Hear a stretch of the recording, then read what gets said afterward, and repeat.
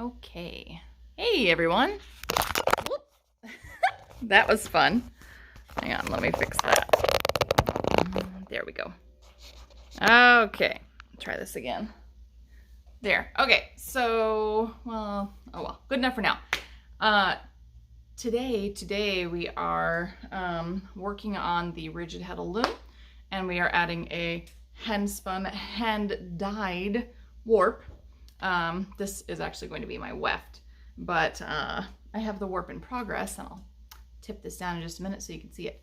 And I am downstairs because this is where I have my rigid heddle loom set up, although once I have everything warped, I might move outside because we are starting to get some really lovely evenings here in Missouri. I could do with fewer chiggers when I'm out picking blackberries, and I've really got to do something about the tall grass in my garden for the same reason, because I am covered in chigger bites. You know, I don't remember chiggers being a big problem in Indiana, so I think every summer I'm just really surprised by the chiggers here in Missouri, and I kind of hate them. Like, I kind of hate them a lot. I have chigger bites. I have so many chigger bites from, like, well, I won't tell you. It's bad. It's really bad. And in fact, Ina has been playing Dr. Ina and helping me, like, rub the anti-itch cream, the hydrocortisone cream, on my chigger bites, because she can, you know, reach the backs of my knees a little easier than I can. Anyway, it's really bad. I don't recommend it. So before we get started with our rigid heddle loom today, some things to remind you of. The Year of Self-Care is ongoing. I forgot to pull a prize winner for last month, but do please start posting for this month. Remember, you can post to the social media platform of your choice, and this month is all about mindfulness. So it's how our body is moving and paying attention to taking breaks and making sure that we are changing up our crafting positions and our crafts so that we listen to our body and we take care of ourselves. So that's what August is all about. And I also need to tell you about the big sale that we have going on, 25% off almost everything. Not the looms, the spinning wheels or the clearance, but pretty much everything else is 25% off on the website. You can just go take care of it. Chiggers, Bev. Oh, chiggers are these horrible little insects that are very, very, very tiny, and they feed on skin cells, but because of that, they cause a reaction on your body, and you end up with lots of little spots that are very, very itchy. Very, very itchy. So I hate chiggers. I hate them. And I can't express how much I hate them. Anyway, I hate chiggers.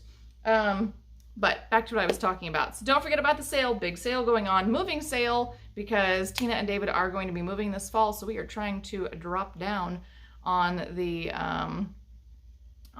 inventory so they can move a little easier. And yes, Tamara, I am always on an allergy pill. I take an allergy pill every single day because the world hates my body and my body hates the world. So yeah, I take a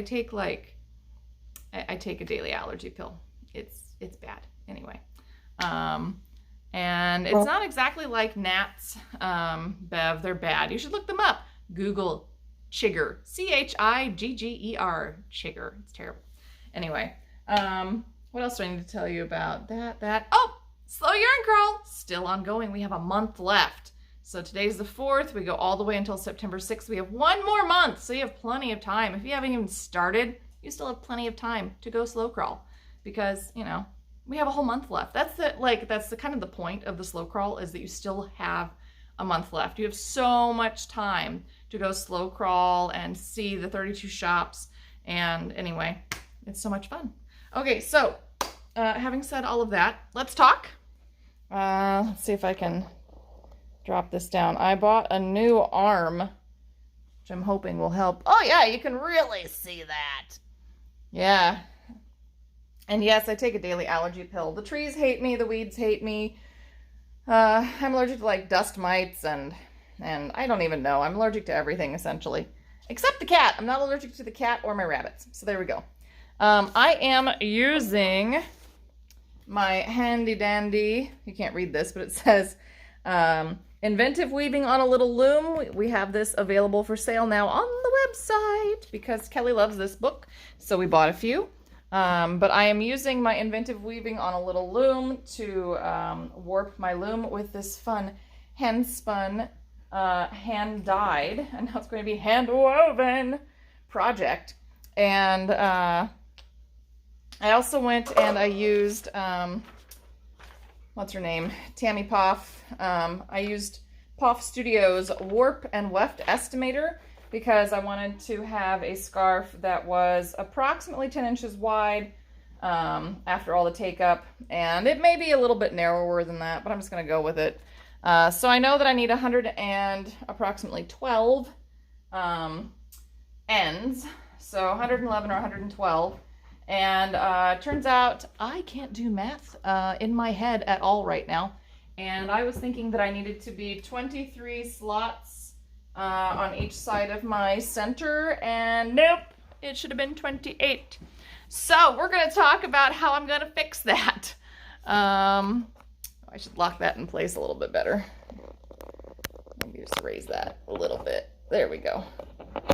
So yeah, it should have been 28 slots, not 23 slots, but we can talk about this again. So it's been a while since I've warped the loom, and I should talk to you a little bit about what I'm doing. So I am using the direct warping method.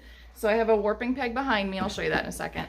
And I've measured out approximately how long my warp should be. Now, according to my estimator, it should be about 73 inches, but I always like to give myself just a little bit more. And I have plenty of yarn. I know I have plenty of yarn for this. So I went ahead and made it maybe like 80 inches. And I didn't measure it completely precisely, but you want to measure basically from your apron rod, your back apron rod, not your front one, to your warping peg. And then as I go along, I just keep pulling loops. And we're going to do that in just a minute. And the other part of this is that when I started warping, I wanted to make sure that I started all the way to one side. And I'm a right-handed person, so I just started on the right side. If you were a left-handed person, you could start on the left.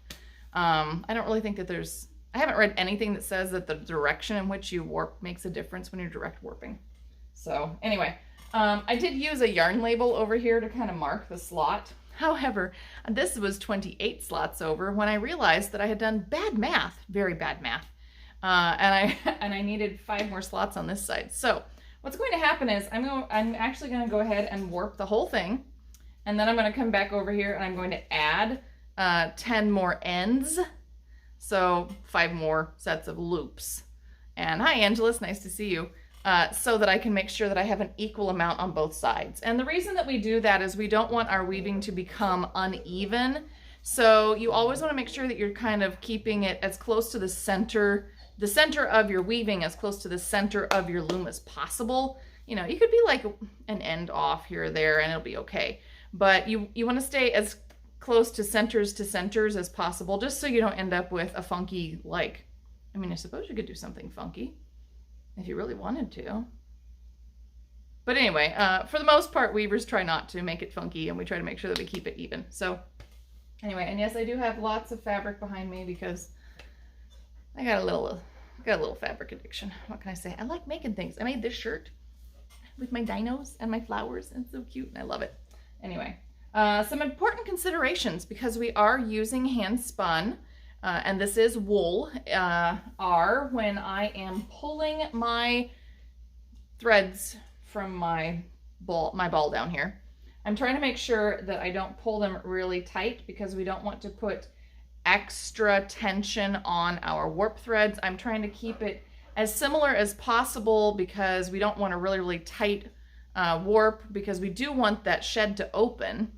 And we are going to be cranking this on, so it is going to stretch the yarn a little bit. We do have some tensioning that will be a little bit different in a wool warp and weft versus using a cotton warp and weft, because cotton doesn't have the springiness that wool does. Now, this also means that we're going to have more draw in, so it's going to be shorter both in length and skinnier in width than we will have with a cotton, again, because wool has some memory and it has a little bit of stretch and spring to it. So we have to be careful when we are warping with wool, and also when we are weaving with our wool, just to make sure that we aren't pulling things really tight. We want to make sure that we keep it at a nice tension, a medium tension. I know it's hard to understand that, but it's a very important thing. You don't want a really, really tight tension, because then you're going to basically shrink your fabric,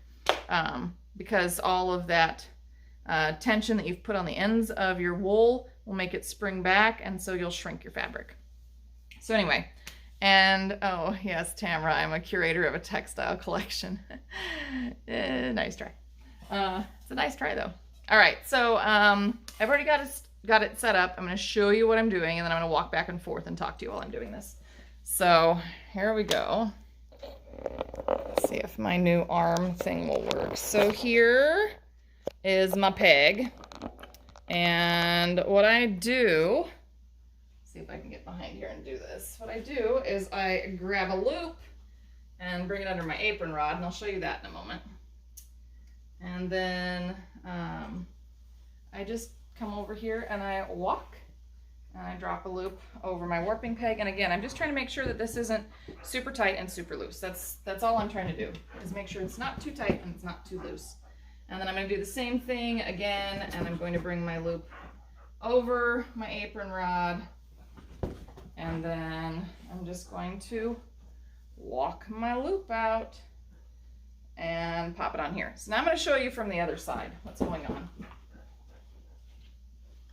And then,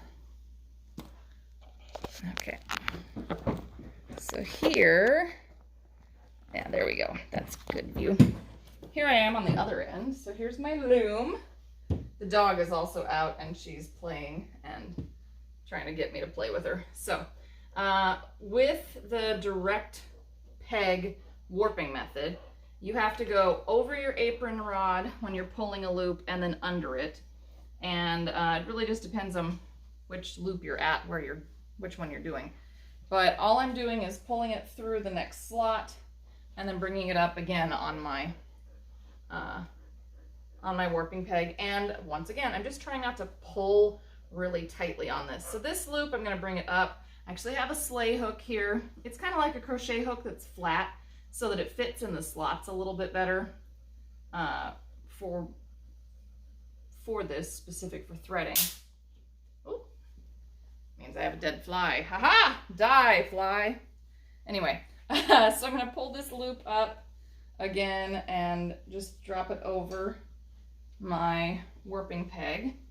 And I just have a cake of yarn down here that I wound this up because when I dyed my hand spun, I ran into some problems, and I was a little too aggressive with it, and I partially felted the strands together, so I had to sort of tear my yardage apart and get it to work. So I went ahead and I caked this into a ball not long after it dried, just to make sure that I could get all of my strands apart. So yeah, anyway, I just have a cake down here. Some people use coned yarn, which is fine. And when they are warping, and there are different ways to warp, of course. This is the direct warp method. This works best with rigid heddle looms. It doesn't work quite as well with large floor looms. I think you can imagine why. But works really well with rigid heddle looms. So I am just pulling my loops through right now. And I love the little spots. I have little spots of color. This ended up being a much greener skein than I really thought it was going to come out. But I kind of like it. And I like the little spots of color that I'm seeing as I pull my, my loops out here. I am using, I don't think I said this yet, I am using the 10 end per inch, or the 10 dent, as they say, reed. And I chose that because I did spin this reasonably fine. So I wanted to be sure. I thought the 12 would probably be too many ends per inch. So I went ahead and I just stuck with my 10 ends per inch because I do want a fabric that is a little bit more open. I don't want a super tight fabric on this. I want more drape. Even though it is wool, I do want more drape to it. So I did choose my 10 dent or my 10 end per inch reed. And anyway, this is what you do. You just go over, under, over, under. This is like the most tedious part of getting started. Now, you can also flip your Kromsky rigid heddle loom over. Like if I took it off the stand, I could flip this over and put the pegs in it and use the back of this as a warping board. And at some point we may do a warp that way just so I can show you how it works. I am not a huge fan of the warping board. I've used it in the past. It works. It has a purpose. It's integral, I think, for floor looms, but I do have to say, I really love that I can direct warp on my rigid heddle. And I do have the 30 inch, which is the biggest of the, or is this a 32? Whatever the biggest one is. I forget if it's a 30 or a 32 inch Kromsky rigid heddle right now. Because I just decided that I could always make skinnier fabric on a bigger loom, but I couldn't make bigger fabric on a skinnier loom as easily. So I went for the big one, and I do like my big one, but I have to say this is definitely not one that I would be putting on my lap. This is not a lap loom. The stand is pretty important for this one. And you know, I was like all excited and I bought myself a bag because I thought, oh, I can take my loom with me and I'll travel. I'm never going to travel with this, or very rarely will I travel with this. I suppose if I had a class, I might haul it in my bag. But yeah. Okay. Really like how the colors are coming out. I'm going to have to show you this in a little bit. Anyhow, to start, all I did was just make a loop and tie it on to my apron rod in the back. There is what they call like a warping helper that I chose not to get out. It's just a U-shaped piece that you can put here to hold your apron rod. But I chose to just go ahead and wind mine up and hope for the best. Just because I could. So let's see, do we have anybody asking questions yet? Let's see, no, okay, good. So let's see, does anybody have questions about what I'm doing or why I'm doing it, or, you know, I don't know, something. I am using Targhee, so this is Targhee. It's my hand spun, it was hand dyed. This is part of the solar dye experiment that I did.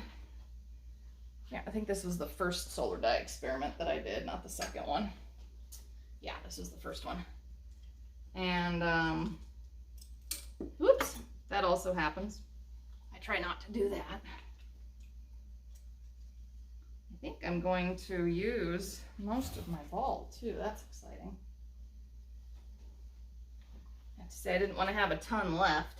All right, here's my last slot on this side. Now I've got to go see if I've got enough to do 5 more slots on the other side. I hope so. If not, we're going to borrow some of the other one. All right, nice. Not bad, because we don't want a ton of tension on this. Okay, I gotta grab, apparently I don't have scissors. Hang on, I'm gonna grab my scissors.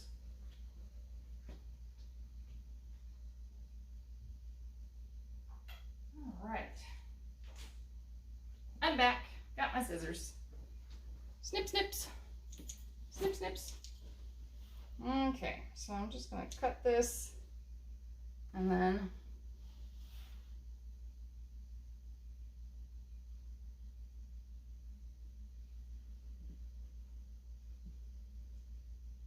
I'm just tying a loop. Might be a little bit, maybe I should tie that a little tighter. Yeah, I think I'm going to pull that out and tie it tighter.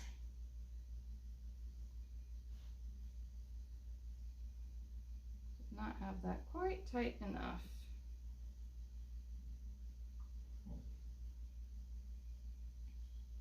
There.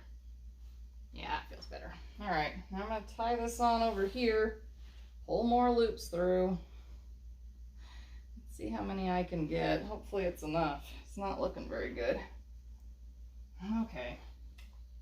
I know, this is what happens, you see, when Kelly doesn't do her math correctly. So,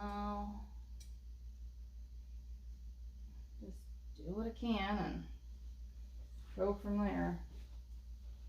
It's also not good that these few are going to be here on the top. But, oh yeah, no, we're totally not going to have this. Nope. We're going to end up with a stripe on one side. I can already tell. Yep. Oh no. Nope, nope, nope. Well, and see, this is also what happens.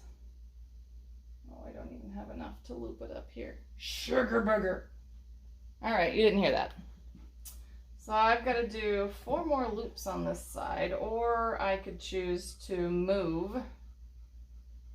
Let's see, so I needed 5 more. I got 1 loop on, so now I need 4 more. So I could choose to move 2 loops worth of yarn from the opposite side if I wanted to. And, oh, got a little curl there. Get rid of that.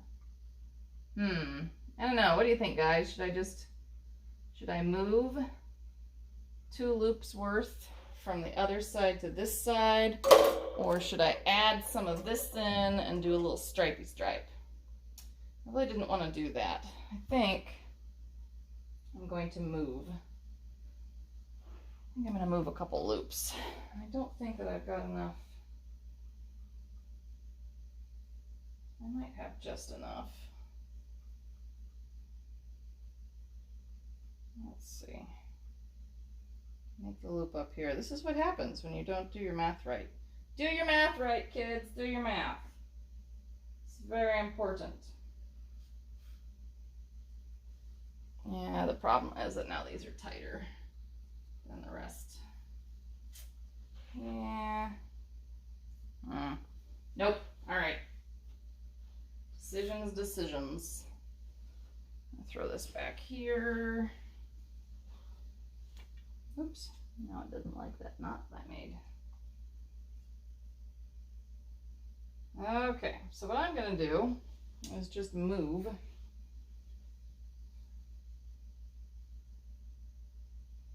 these 4 over here, I think.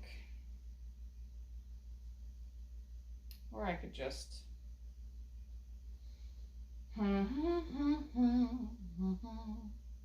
Nah, I still think that's the best thing to do. All right, tie this in, break my hand spun, tie this off. All right, so yeah, this is what happens again when you don't do your math right, and also when you decide to add a little length. That's all right. It's all a learning process, and it's all fun. So there. Now, 3, 4. Okay, here we go. Here's what I'm going to do. I'm going to move those last 4 loops over to the beginning.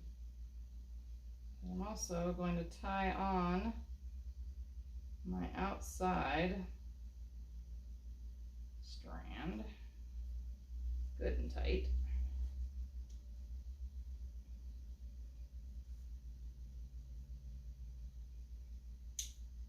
Okay, that poor strand is sad.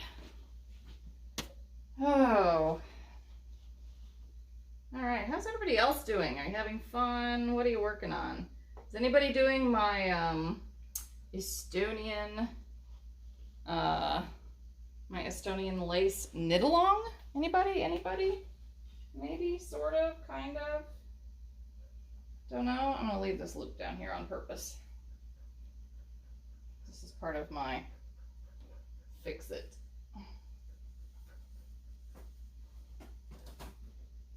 So I have to admit, I haven't done any more than what I had done. Let's see, when did we last talk about it? Monday. I got the setup chart done live with you all, and then I've been so busy I haven't managed to get anything else done. I made a bunch of pickles, though. I do mean a bunch of pickles. A bunch of pickles. Okay. Put that down there. And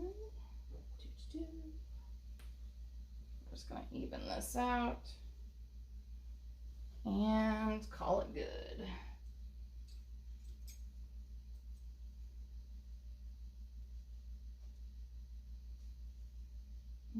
Okay.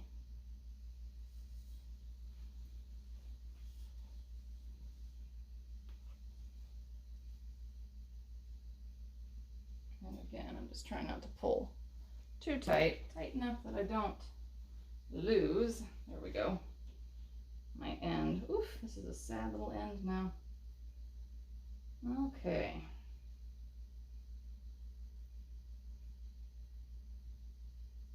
Do an overhand knot. There we go. All right, all fixed. So now I'm even again, sort of even again. And I'm going to take these 3 loops and nope, that way. We're going to go at the bottom. You didn't see that. There we go. All right, we faked it. Now it's all better. So there we go.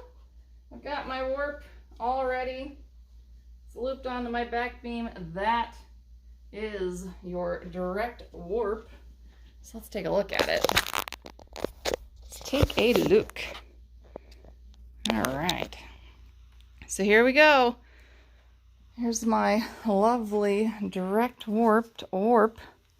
And I kind of like the color play. I mean, it's not just green now. I can definitely see more of the other colors in it. And it has a great hand. I mean, it feels really good. The next part of this is going to be the winding on. That's where I take my packing material, which is this stuff.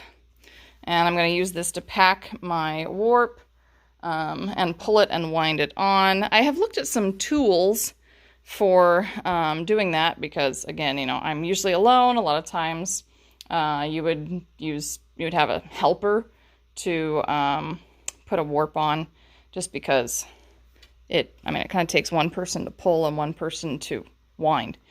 And you can do the yank and crank method.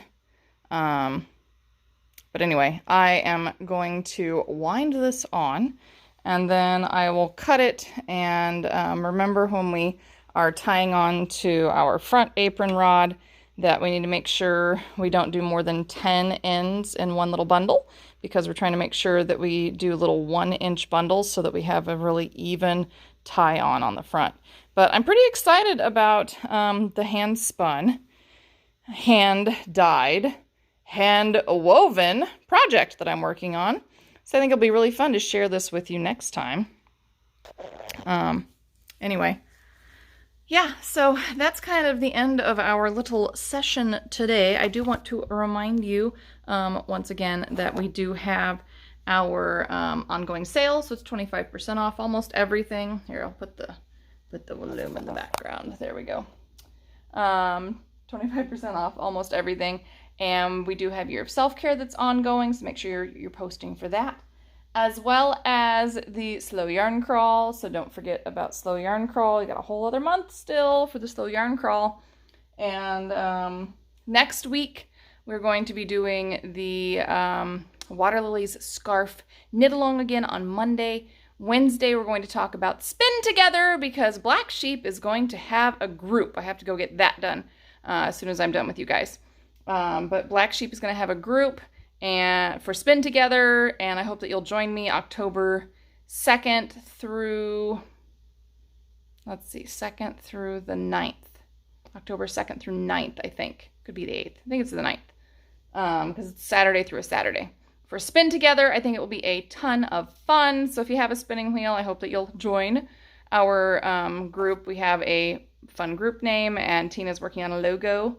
So anyway, it should be fun. I think it'll be fun. So we're going to talk about that next week, and then I think we'll get back to this in 2 weeks because I'm kind of excited about it. So now I want to get weaving on my hand-spun, hand-dyed, hand-woven scarf so that I can share the process with all of you. All right. Until next time, please take care of yourself physically, mentally, emotionally, craftually. Make sure that you are crafting each and every day, because I do think it makes a huge difference to my mental health, at least, to do that. And don't forget to go check out my book talks. I did put the very first one up on YouTube. I think I shared it to TikTok as well as Instagram and Facebook. Actually, I might not have put it on Instagram yet. But anyway, the book talks are coming. They're less than 3 minutes, and they're about the books that we have been bringing in on pre-order that are now going to be not pre-order because they're coming in.